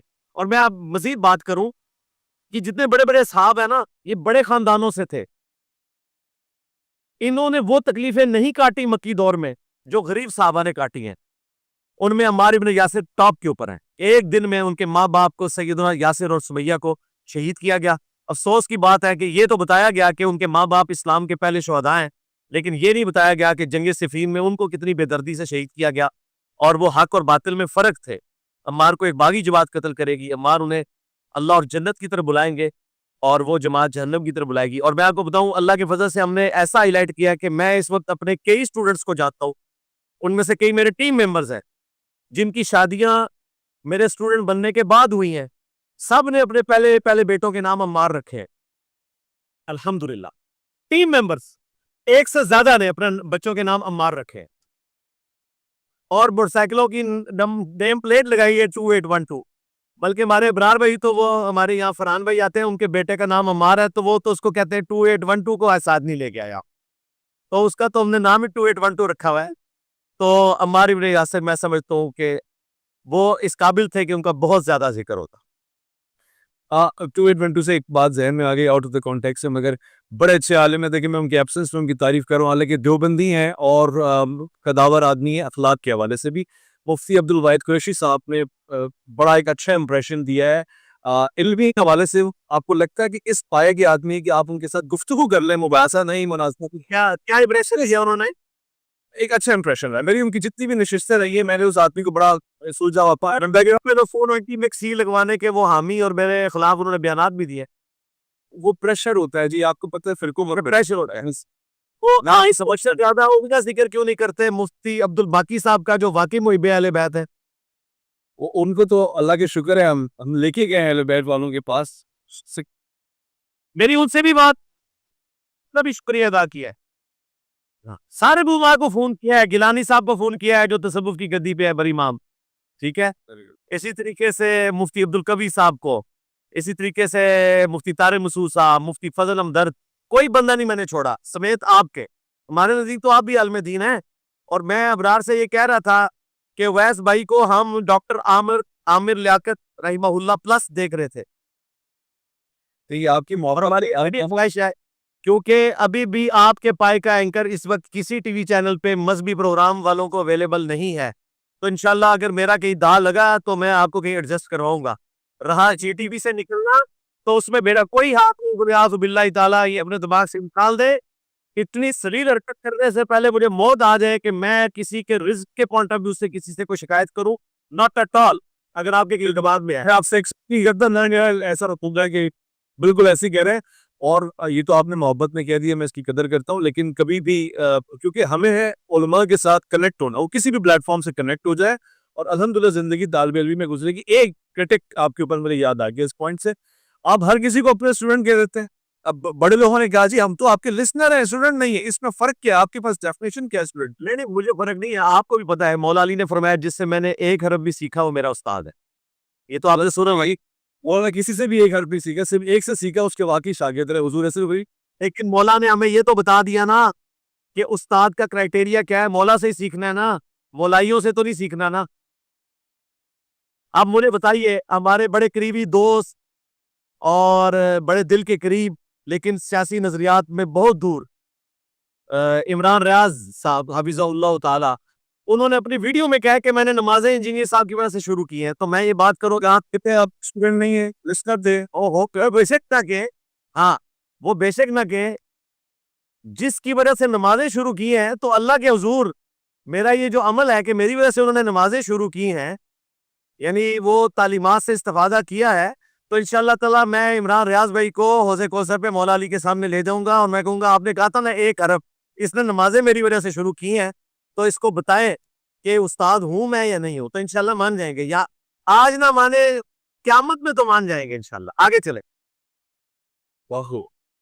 بس یہ میں اس حوالے سے جہاں کہہ رہا ہوں کہ مجھے اس سے اعزاز ملتا ہے. دیکھیں آپ کی میں ان شارٹ کہنا چاہتا ہوں، اور میں وہ آدمی ہوں کہ بارہا کہہ رہا ہوں کہ چاہے زندگی میں اکیلا بھی رہ جاؤں، سچ کو ہمیشہ سچ کہوں گا. ہمیں آپ کی ان عقائد، ان اچھی باتوں کی وجہ سے اتنا پیار آتا ہے. میں پرسنلی آپ کو کہتا ہوں انجینئر محمد مرزا صاحب، I love you for what you have done. It's تاریخ یاد کرے گی کہ جو آپ نے اپنا کنٹریبیوشن ہسٹری میں نوٹ کروا دی ہے. مگر آپ کو 100% بتاتا ہوں، آن یور فیس بتاتا ہوں کہ تاریخ آپ کو بھی ایک فرقہ بنا دے گی. آپ کے چاہنے والے بھی ایک، جیسے کہ اعلیٰ حضرت کے دور میں وہ فرقہ نہیں تھا مگر چلے گئے تو فرقے بن گئے. یہ اچھا کیا آپ نے پوچھ لیا ہے. اعلیٰ حضرت نے اپنے سوا سب کو اسلام سے باہر نکالا ہے، اور انجینئر صاحب نے سب کو اسلام میں داخل کیا ہے. تو ان جبر فرضہ میں یہ اس سے کیا ہے کہ یہ بنیادی فرق ہے. فرقے کی بیسک ڈیفینیشن یہ ہے، جس طرح مچھلی کی بیسک ڈیفینیشن ہے نا کہ اس نے گلفڑوں سے سانس لینا ہے، فرقے کی بیسک ڈیفینیشن یہ ہے کہ وہ مدرسہ علیحدہ بنا کے سب کو کافر ڈکلیئر کرتے ہیں اور کہتے ہیں جنتی صرف ہم ہیں. تو انجینئر وہ ہے جس نے کہا بریلوی دیوبندی اہل حدیث شیعہ سب جنتی ہیں، اپنے اپنے عذابات بھگت کے جنت میں جائیں گے، یہ سب مسلمان ہیں. انجینئر اگر فرقہ ہوتا تو وہی گند کھولتا جو فرقوں کے بانیوں نے کھولا ہے. لہٰذا انجینئر کبھی فرقہ نہیں بنے گا. ٹھیک ہے، مودودی صاحب کام کر کے مودودی صاحب کے نام پہ کوئی فرقہ بنے، مولا اسحاق کے نام پہ کوئی فرقہ بنے، ڈاکٹر اسرار کے نام پہ کوئی فرقہ بنے. جب ان بڑوں کے نام پہ فرقے نہیں بنے تو میں تو ان سے زیادہ برنٹ ہو کے بولتا ہوں کہ فرقہ واریت حرام ہے، اور میں ساروں کو اسلام میں داخل کرتا ہوں. حالانکہ ڈاکٹر اسرار صاحب جو ہے نا وہ کنارہ کشی اختیار کرتے تھے شیعہ سے اور بریلویوں سے، دیوبند اہل حدیث کے قریب تھے، اور میں تو ان ساروں کے قریب ہوں اور ان کی عوام میرے قریب ہے. اللہ کا شکر ہے کہ فرقوں والا ایک گند بھی میرے اندر موجود نہیں، اور میری ایک اچھائی فرقوں والوں میں موجود نہیں. فرقے کی پہلی ڈیفینیشن آپ نے بتائی کہ وہ چندہ جمع کرتے ہیں. ابھی اللہ ایک پہلی ڈیفینیشن نے بتائی کہ عام جنتی ہے، باقی سب جہنمی ہیں، اور وہ باقی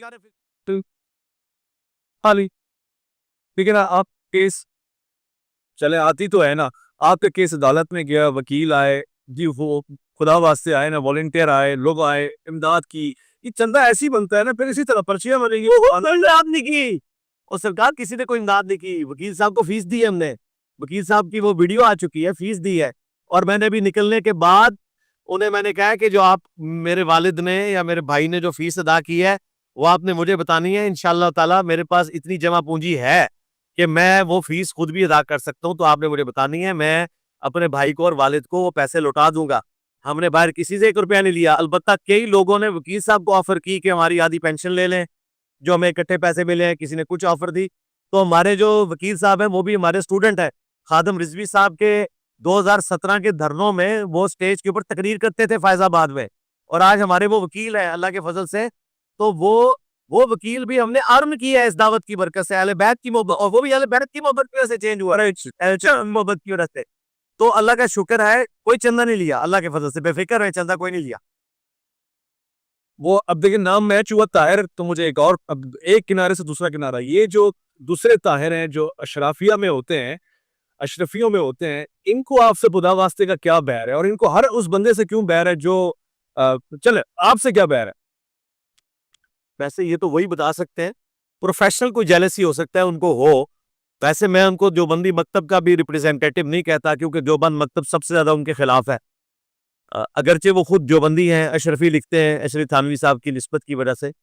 تو میرا خیال ہے کہ ان صاحب کو آپ کسی بھی فرقے کے اس میں نہ شمار کریں. ان کو وہی سمجھے جو ہر زمانے میں حکومتی علماء ہوتے ہیں، اور بقول ہمارے بھائی ارشاد بھٹی صاحب کے کہ یہ وہ عالم دین ہیں جنہوں نے عدت میں نکاح کیا ہوا ہے. یعنی عمران خان صاحب کی عدت سے ابھی یہ نکلے بھی نہیں تھے، تو اگلے پرائم منسٹر کہ اس میں آگے تھے یعنی وزارت کے اندر. اور یہ ازراہ تفنن میں بات کر رہا ہوں, ظاہر ہے اس سے مراد ہم وہ نہیں لے رہے کوئی یہ میرا جملہ پکڑ کے کہ جی آپ نے کوئی بلو دی بیلٹ بات کر دی ہے. یہ بٹی صاحب کہتے ہیں میں نے یہ حرمین میں جب ملاقات ہوئی تو میں نے ان کے بارے میں ان کے منہ پہ یہ بات کی تھی کہ آپ نے عدت میں جو ہے نا وہ نیا وزیر اعظم کر لیا ہے. تو یہ تو وہ ہیں. میں آپ کو بتاؤں خدا نہ خواستہ کل کو کوئی امریکن آ کے یہاں بن گیا نا پرائم منسٹر یا پریزیڈنٹ, تو ان کی کابینہ میں بھی یہ عزت آپ کو نظر آئیں گے. بیعت کریں گے 30 لاکھ لوگ وہ دے دیں گے. بالکل کریں گے, بالکل کریں گے, کیونکہ ان کا مقصد تو یہ ہے کہ انہوں نے حکومت میں رہنا ہے. میری سمجھ سے باہر ہے. تو یہ جو موجودہ نسل ہے نہیں, میری سمجھ سے باہر نہیں ہے, میری سمجھ سے باہر نہیں ہے. میری تو سمجھ میں آتا ہے کہ جس بندے نے جو ہے وہ دنیا کو خرید لیا ہو, مومن تو وہ ہوتا ہے جس نے اپنی جان اور مال اللہ کو دے کے جنت خریدی ہو. جنہوں نے دنیا خریدی ہو وہ ایسے ہی ہوتے ہیں. یہ مطلب وہ بندہ مسلمان اور مولوی اور عالم دین رہے گا, چاہے اس پہ شراب کی ایف آئی آر ہو, یہ ساری چیزیں ہوتی رہیں, تب بھی آپ کہتے ہیں بھائی جو جامعہ ترمذی میں حدیث ہے میری امت کا فتنہ مال ہے, اور بخاری مسلم میں حدیث ہے اپنے بعد تم سے یہ خطرہ نہیں کہ تم بھوکے مرو, لیکن یہ خطرہ ہے کہ دنیا کے مال میں پڑ جاؤ گے اور تباہ و برباد ہو جاؤ گے جس طرح اگلے ہوگے. اس کی نمائندہ مثال علماء سو ہوتے ہیں, اور ان میں بھی اس دور میں علماء سو کی پیشوائی کا شرف اگر کسی کو حاصل ہے تو یہی حضرت ہے. اللہ اکبر, اللہ اکبر. میں شکریہ ادا کرتا ہوں آپ کا, آپ کی قیمتی وقت کا, اور میں درخواست کرتا ہوں کہ آپ اپنا اچھا کام اچھے انداز سے اچھی زبان سے جاری و ساری رکھیں, اور اچھے لیڈرز بھی کریٹ کریں جس کا ابھی فقدان ہے. آپ کے لسنرز اسٹوڈنٹس ابھی اس فارم میں نہیں آئے کہ ہم کہیں کہ جی وہ بھی کہیں نہ کہیں دعوت تک آپ آن اسکرین آ کے انجام دے رہے ہوں, وچ آئی ریئلی وش کہ ایسا ہونا چاہیے. بٹ یہ کہ میں نے جو آپ کا انداز ہے, جو طریقہ کار ہے, جو اوپننس آپ کے اندر دیکھیے. لاسٹ کمنٹ کر رہا ہوں, میں اس لیے نہیں کہہ رہا کہ آپ کے سامنے ہوں, میں تو آپ کو پتہ پیچھے بھی اور آگے بھی یہی بات کرتا ہوں. اگر یہ جو میں نے جس انداز سے آپ کو کاؤنٹر کیا, آپ کو جو غلط سمجھا اس کو غلط کہا, کسی دوسرے مفتی کو کہا ہوتا نا تو وہ میری جان کو پیدا نہ تھا. اس نے وہ بلاؤز سے بھی اور سب کچھ, یعنی یہ آپ کا ظرف ہے کہ آپ نے پرسنل چیز کو پرسنل لیا, کاؤنٹر کیا, اس کو دین کا مسئلہ نہیں بنا دیا, which is where everyone has to learn. Owais بھائی میں اس پہ میں فائنل ورڈکٹ آپ کو دوں کہ آپ کسی سیکولر سے ایون کسی ایتھیسٹ سے بھی گفتگو کرتے ہیں ونریبل نہیں ہوں گے, کیونکہ وہ آپ پہ توہین مذہب کا الزام نہیں لگائے گا. لیکن کسی مولوی سے گفتگو کرتے ہوئے آپ ونریبل ہوں گے, وہ پہلا کام یہی کرے گا کہ آپ پہ توہین مذہب کا الزام لگا دے گا. ایسا ہی جس کی وجہ سے لوگ ایتھسٹ ہوتے ہیں, جس کی وجہ سے لوگ دین سے خیقیدہ ہوتے ہیں. یہ بائی پروڈکٹ ہے ان کی, مولویوں کے ایٹیچیوڈ کی بائی پروڈکٹ ہے ایتھیزم, اور وہ والا سیکولرزم جسے ہم غلط سمجھتے ہیں. جس سیکولرزم کو ہم صحیح سمجھتے ہیں اس کی تو ہم سپورٹ میں کھڑے ہوئے ہیں, لیکن جو غلط سیکولرزم ہے اس کی بنیاد کی مولوی ہے. ایسا ہی ہے. تھینک یو ونس اگین, بہت بہت شکریہ. انشاءاللہ سلسلہ رہے گا, جب آپ سے سوال پوچھنے کا وقت آئے گا امید ہے آپ ہمیشہ ہر کسی کے لیے ایسی دعوت کھول کے رکھیں گے. اور ہاں, یہ بات میاں ابرار کے اوپر غلط الزام سے لگا دیتا ہے کوئی عمران بھائیوں کی, کوئی ڈکٹیشن ہوتا ہے, کوئی سوال بھیجے جاتے ہیں. ایک ریکویسٹ ہوتی ہے کہ جی آپ کوشش کیجئے گا کہ اس دائرے میں رہیں, اس کے سوا کچھ نہیں ہوتا. میں نے انہوں نے کہا یہ والا حل اس سوا کچھ نہیں ہوتا.